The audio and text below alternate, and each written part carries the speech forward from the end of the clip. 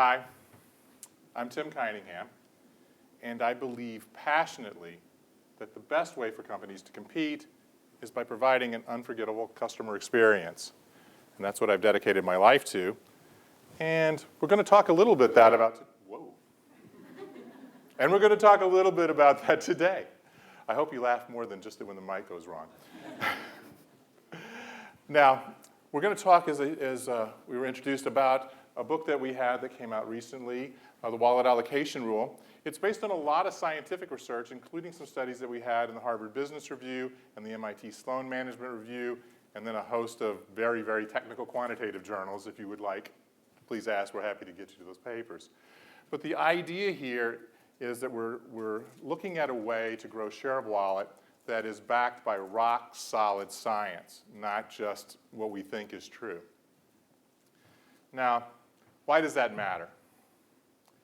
Well, looks like most companies believe that they're going to be competing on the customer experience.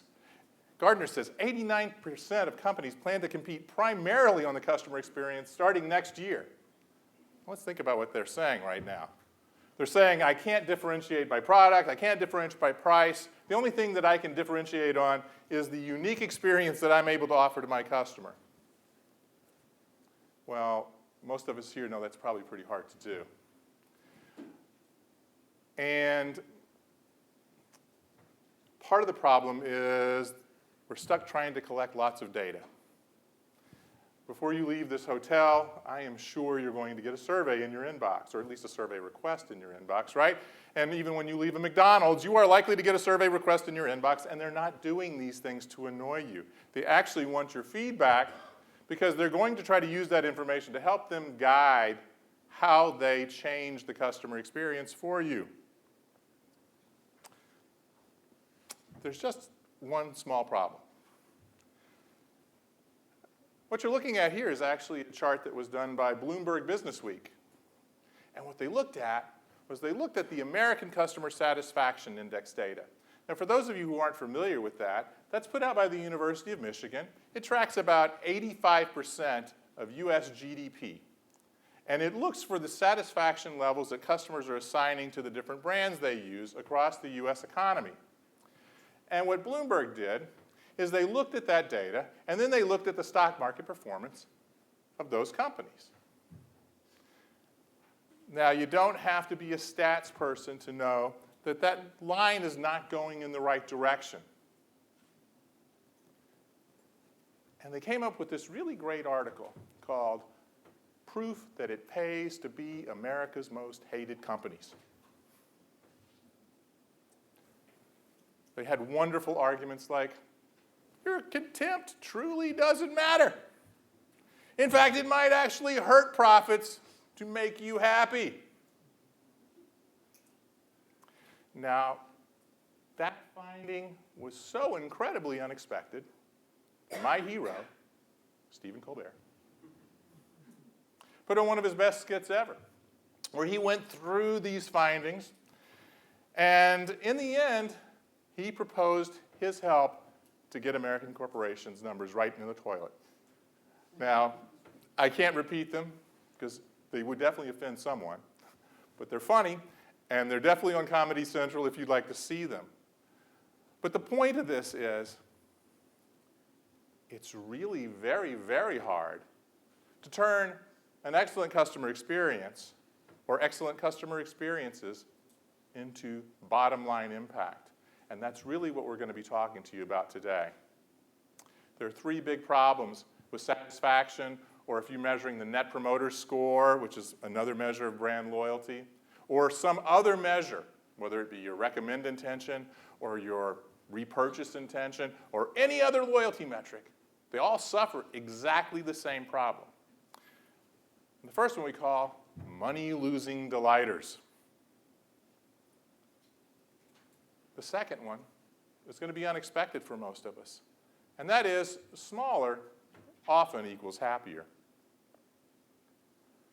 And the last is by far the most pernicious, and that is our measures don't link to customer behavior at all.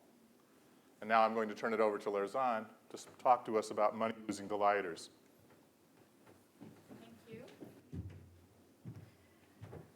Hi, I'm Lurzan Aksoy, and I'm passionate about helping companies win by helping their customers win. Thank you for having me here today. As we mentioned, there are three big problems with satisfaction. And I want to start with the first one, which is money-losing delighters. To explain this problem, I want to start with an example that probably all of us are really familiar with, which is Groupon. And when we look at the business proposition of Groupon, they try to sell Groupon to merchants with the idea that if you can bring in a customer on a deal, they will remain with that company for a longer period. But when we look at some of the top deals that Groupon has, we can see that they're actually also the most high satisfaction deals. And they make up 50% of Groupon's volume. But the problem with that is those deals are actually the biggest money losers for Groupon.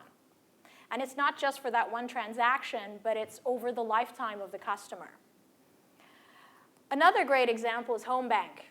Does anyone know about Home Bank? Have you heard about Home Bank? You may not have heard about Home Bank, but it was actually one of the largest mortgage companies in the United States. And you may have heard of Home Bank if you've read the book The Ultimate Question, which is where the Net Promoter Score was introduced. And Home Bank was featured in this book as a case study of a company that achieved 80% Net Promoter Scores in an industry where the average was about 3%.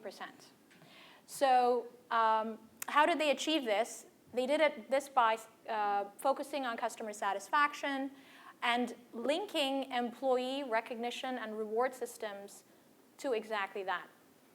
So the goal was really to reduce customer complaints that go hand in hand with customer satisfaction. And the employees, if there was one complaint about a particular employee, then that employee would not only get reprimanded by Home Bank, but they would also lose their bonus. And if there were 2 complaints, then that employee would be fired.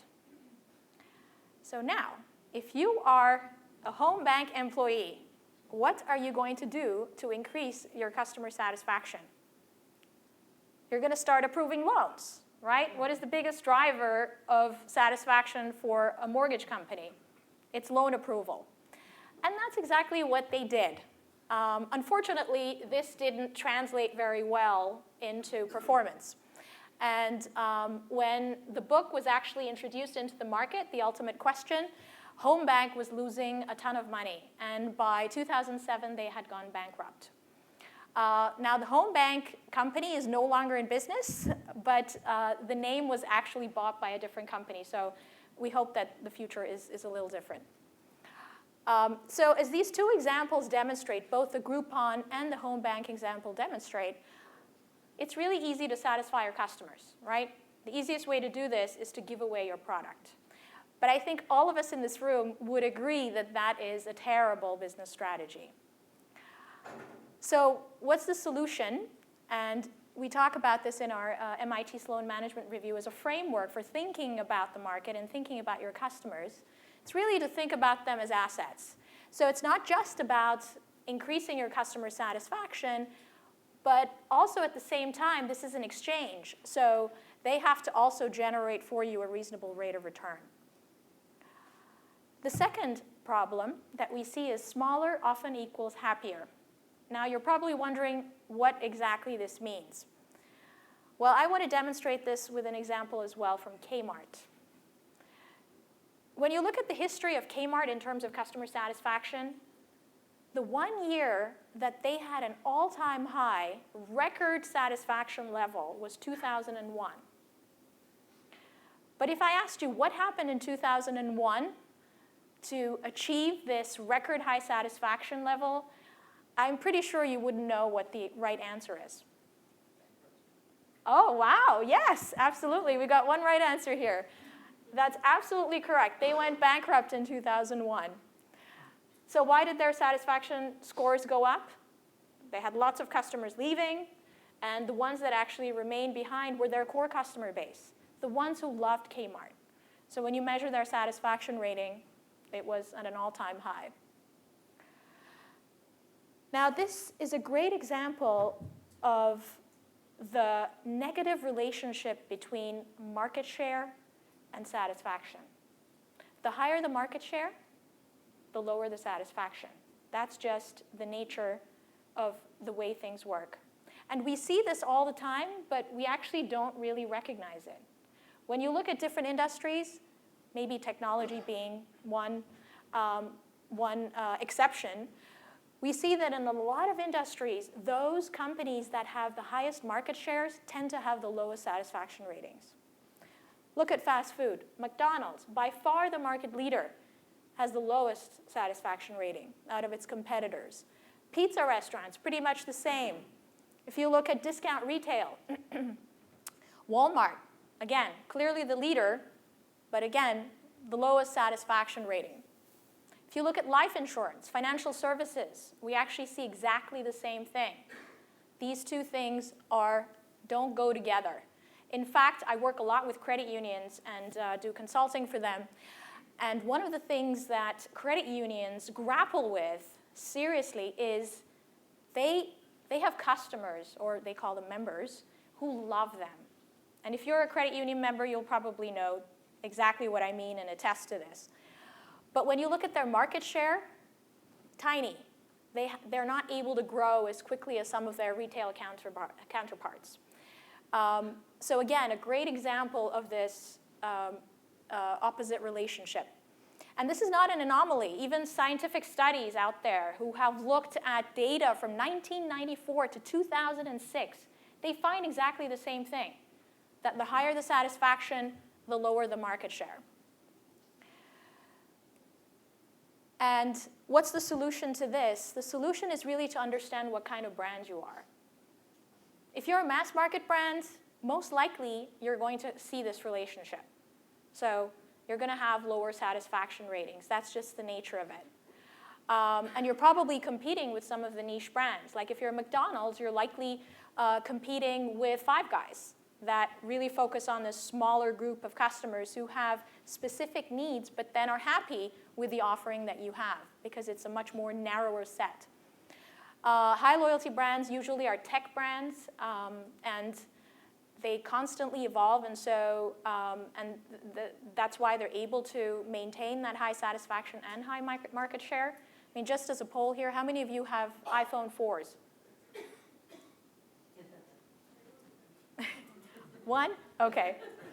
But that's exactly what I mean. That's exactly what I mean. So if you're a high loyalty brand, you have to be that way. You have to always innovate. You have to always introduce that new product into the market. And a great example of when this didn't work was BlackBerry, right? So they were a tech company, but because they weren't able to stay with the market, they failed. Now I want to invite back Tim up here to talk about the third problem and one of the most important problems.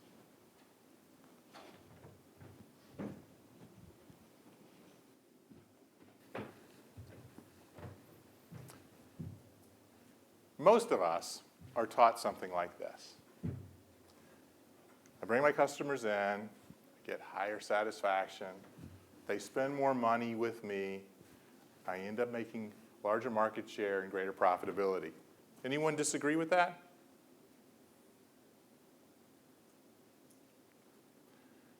Suppose I were to tell you that that actually doesn't work. Anyone disagree with that? I bet all of you disagree with that, but you don't want to run up here and say that, right? Of course you're wrong, Tim. You have no idea what you're talking about. Why did we bring these idiots up here? Well, I don't want to say satisfaction doesn't matter. Of course it matters. But it doesn't do what you think it does, at least not the way you think it does. So, when we think about the relationship between customer satisfaction levels, at least the way we measure them, and the share of business they're allocating to our firm or competing firms, how strongly do you think those are related? Very strongly? Somewhat strongly? Moderately strongly? Not at all. Where are we? How many think they're strongly related? Oh, come on.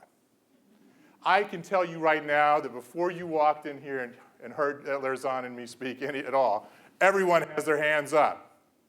Okay, how many think it's moderately correlated? Okay.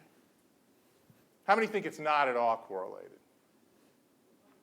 Okay, this is the worst class ever.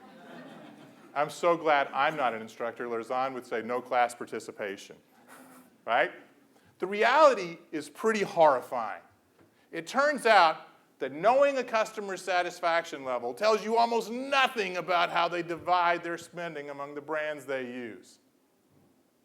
If you look across all brands, on average, only 1% of the variation in customers' share of wallet spending, or allocations, is explained by knowing satisfaction, or the Net Promoter Score, or their recommend intention, or their repurchase intention.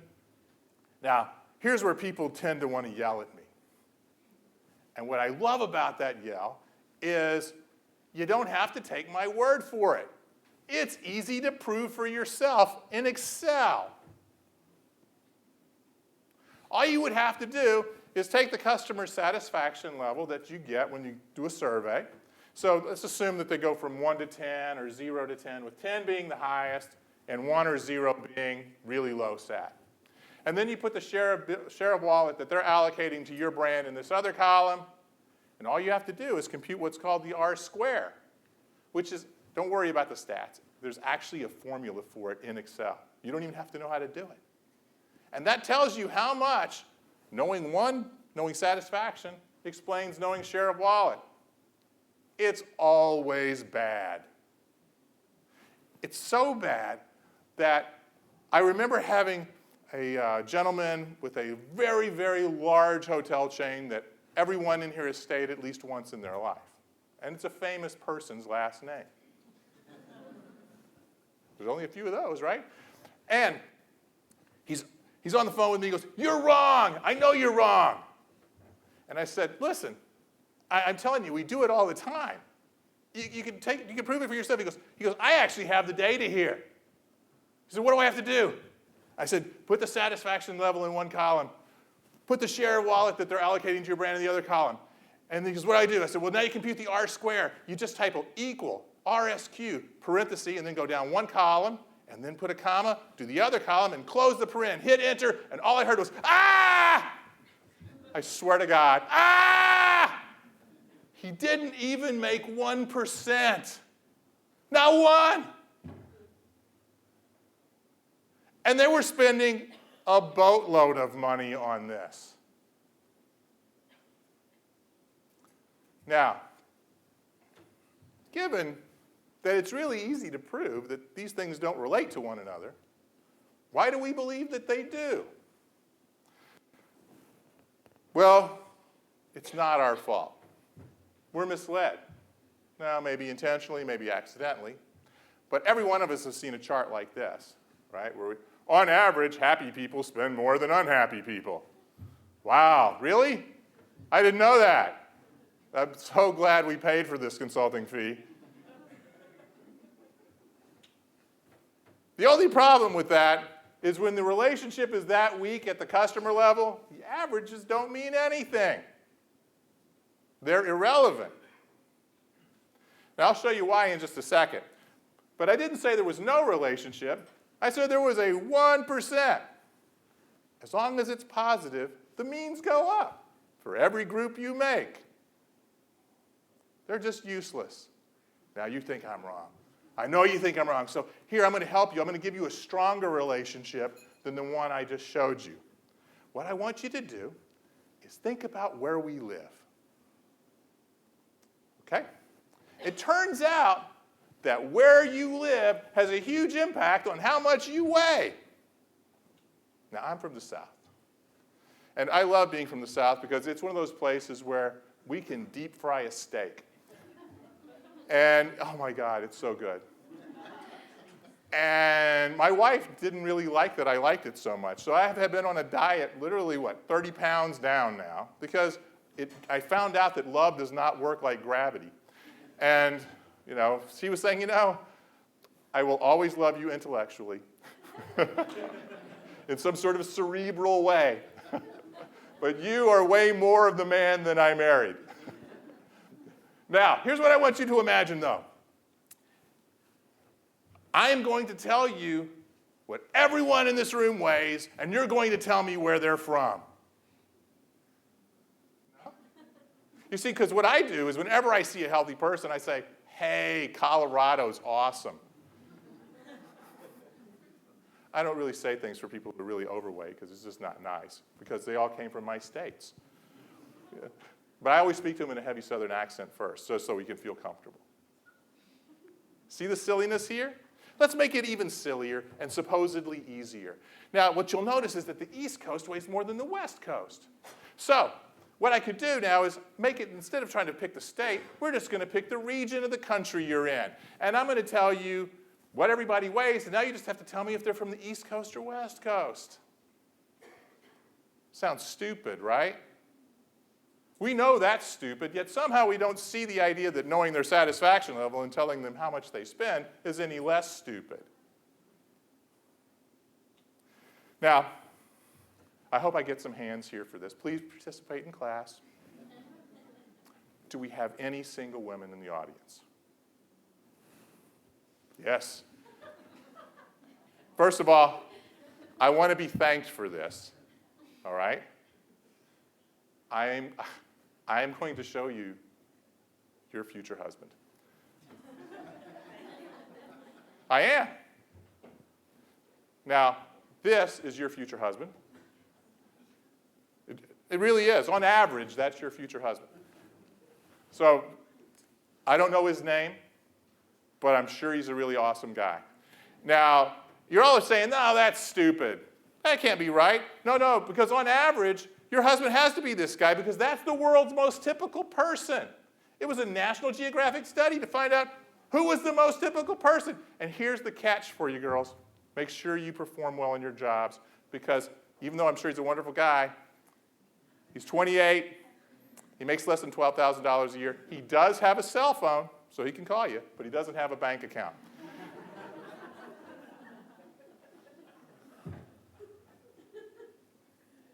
Again, you're welcome. Now, there is one thing I do want to help you with. If you don't feel that this is your soulmate, all you have to do is wait 15 more years. I know that's a long time, but it's kind of biblical, right? You wait. And this person will be Indian in 15 years. And so you have all the choices in the world.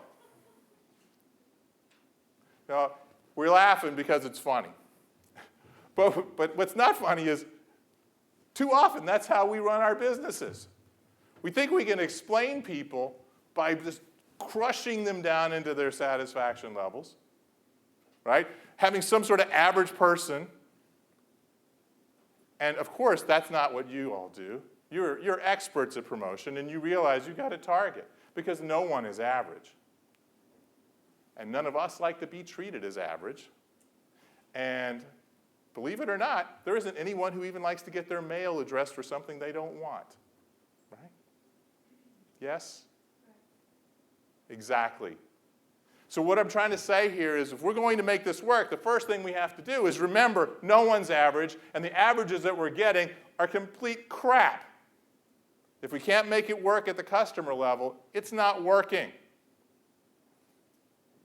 Now, most of you are saying, this can't go south. Okay, this is a really wonderful academic exercise that Tim and Larzan came up and presented. There's no chance you could fail. Actually, there is. And Larzan will talk to you about that.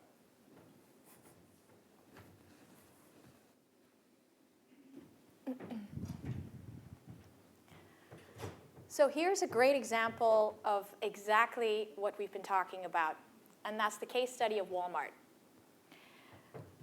When we look at the recession and how Walmart was doing, it was doing probably really, really well, right, compared to its competitors. And Target, which is its main competitor, was tanking at the time. And we're talking about a company that is one of the largest companies in the world. And in fact, when you look at the number of the biggest employers in the world, there are probably only two other employers that have more people working for them. And that's the Department of Defense and the Chinese Army. So they're really, really big. So during the recession, when Walmart was doing really well and their main competitor was tanking, Walmart said, this is the perfect opportunity to take advantage and win the market. And they decided to focus on one thing that they knew they were not good at, and that's customer experience. So they did a lot of surveys and figured out that one of the main things that customers didn't like about being at Walmart was that warehouse feel, right? So friendly customer experience, friendly customer service. How many of us can actually describe Walmart that way, right? Probably none of us. So they decided to launch what they called Project Impact. And the goal of Project Impact was exactly that, to improve the customer experience and also create an environment where it was much more friendly. And these are pictures from the chief operating officer of Walmart introducing what Project Impact is all about. So what did they do? They decided that they were going to completely remodel the Walmart experience. They decided to get rid of a lot of different merchandise, the dizzying array of buckets and end of aisles and things like that, so that the customer could feel a little better shopping at Walmart. So what happened to customer satisfaction? They did really, really well. In fact, when we look again at Walmart's history, they were at an all-time high. But, and I guess there wouldn't be a story if we didn't have a but, right? And that unfortunately didn't translate into sales. And right at the time that coincided with the Project Impact rollout was when Walmart started to experience their biggest decline of sales in their entire history. In fact, it's said that the loss was about $2 billion, so pretty much a Fortune 500 company, like a revenue of a Fortune 500 company. So it was a huge loss for Walmart. And they directly attribute this decline to Project Impact. And that's not just me saying it. That's actually the executives of Walmart saying it publicly, that they attribute this to Project Impact. And now I'm going to show you a quote from the CEO, and probably the worst quote you could ever hear from a CEO who's just rolled out a customer experience project. They love the experience, they just bought less. And that generally is not a good long-term strategy. And I think all of us would agree with Mr. Simon. So why does this happen? And why do we actually keep seeing these stories over and over again? Well, the solution to this is really, and what we introduce in this book, in the wallet allocation rule, is that we really need to stop watching our satisfaction scores and start focusing on our rank in the consumer's mind. So how do we actually score relative to the other competitors that they're also using? And that really is the key. And I just want to show a very simple example for why this is important. Suppose you have two customers, Janet and John, and they both rate you a 9 on a scale of 1 to 10 in terms of satisfaction. Would you consider that a good score? Yeah, right? 9 out of 10, that's pretty good. But what if I showed you a different picture and said, Janet and John actually use some other firms too in the same product category.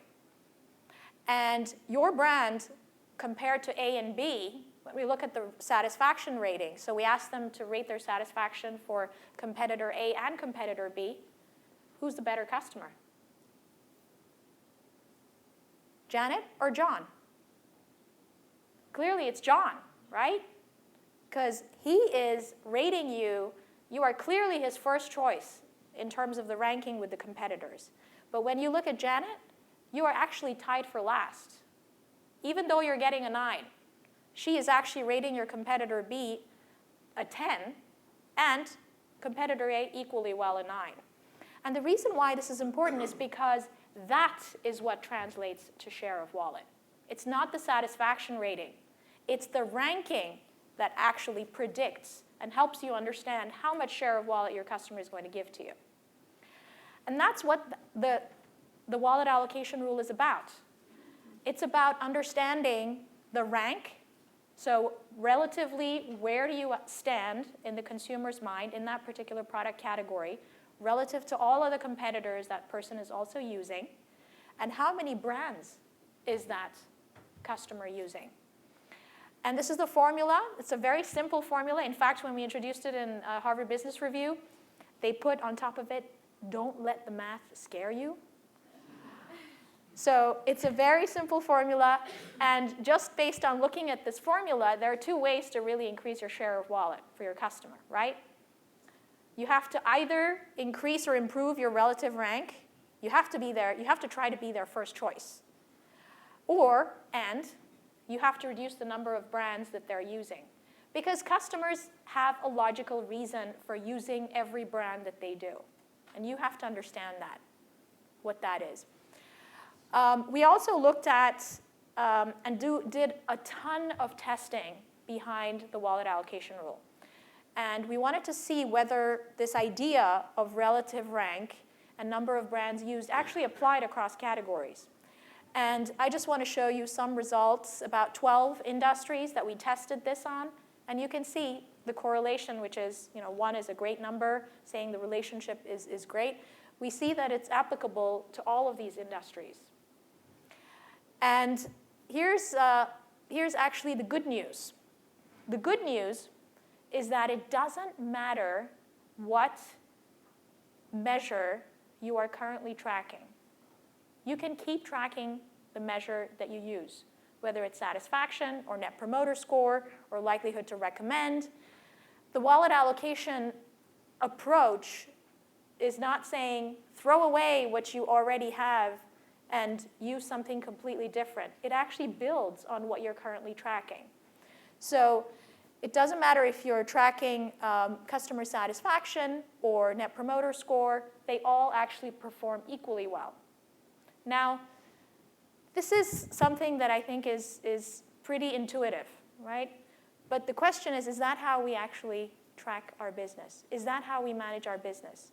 We're living in this environment where we're competing with other brands, yet our tracking systems are not aligned with that. So this wallet allocation rule brings that approach. So Tim is going to give you the bad news. I left it to him.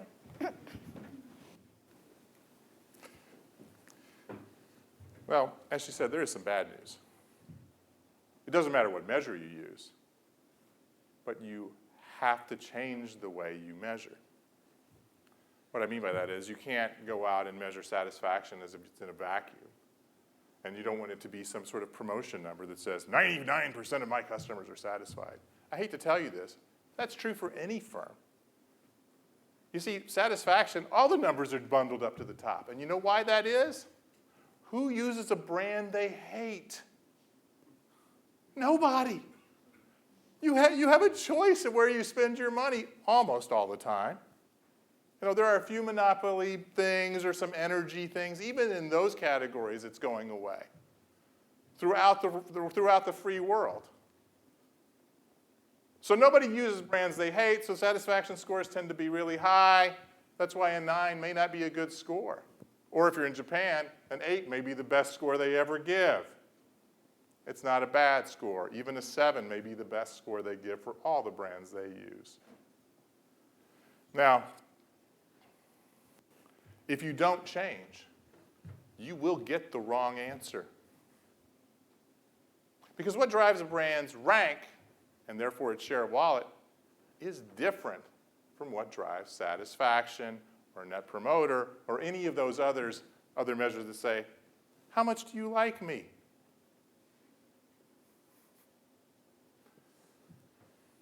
So let's go back to the credit union example that Lerzan talked about.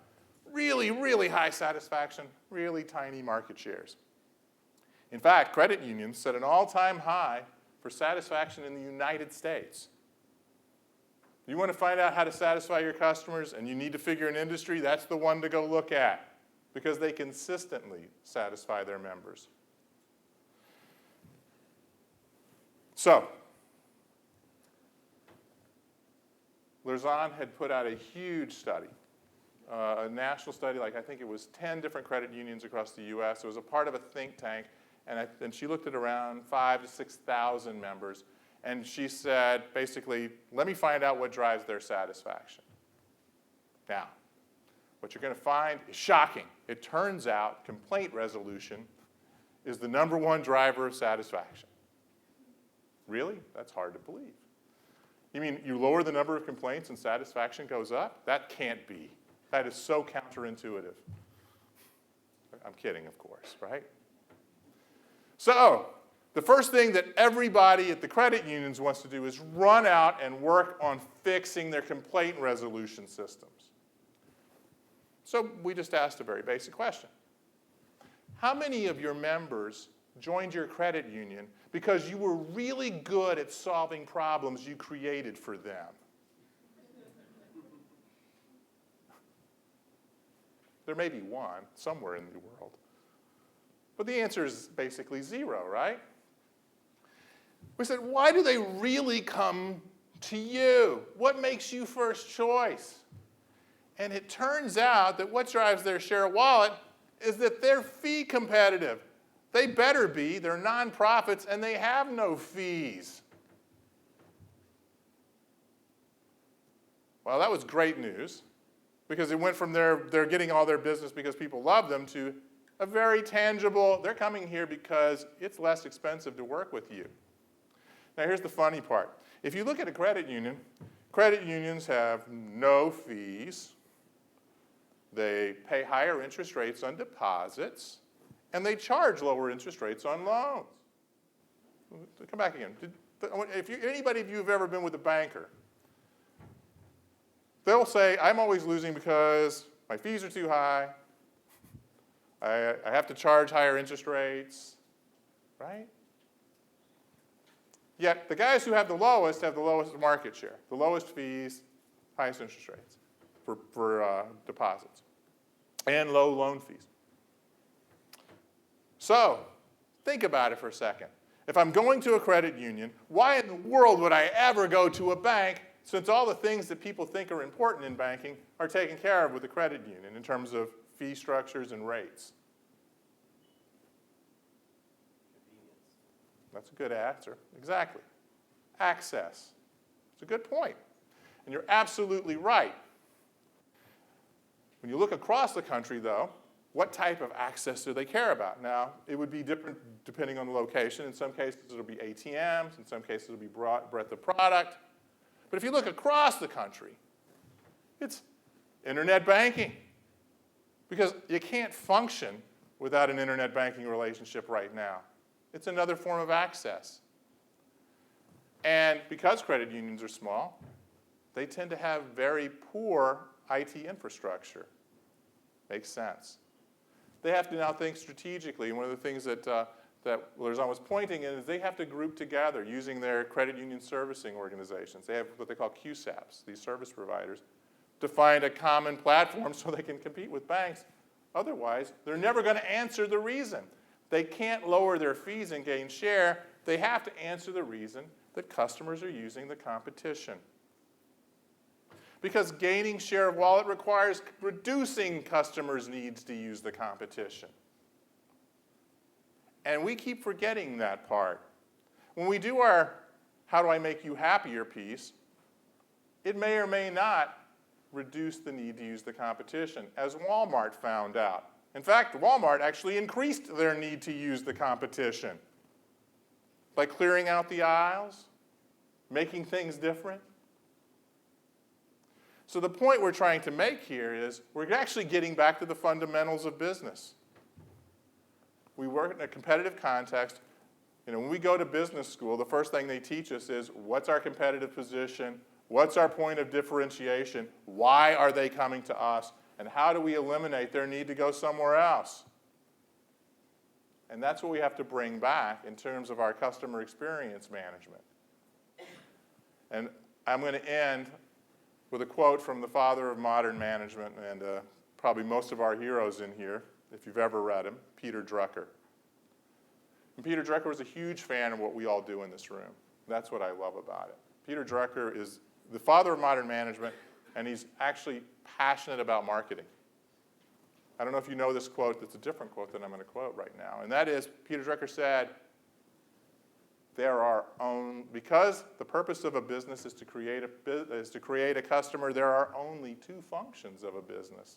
Anyone want to guess what those two functions are? Innovation and marketing.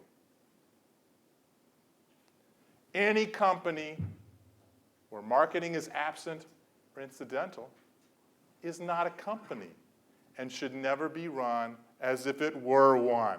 That is Peter Drucker. I wish it was me, but it sounds better coming from Drucker too, doesn't it? In the end, our job is to know the customer so well that the product fits. We answer their needs to use us and minimize their needs to use the competition. And that, in the essence, is the essence of what the wallet allocation rule is really all about. I'm going to open it up for questions. Lozana and I are here for that. And I want to thank you so much for the opportunity to be here. We really appreciate it, and we hope that you've enjoyed this. Thank you so much.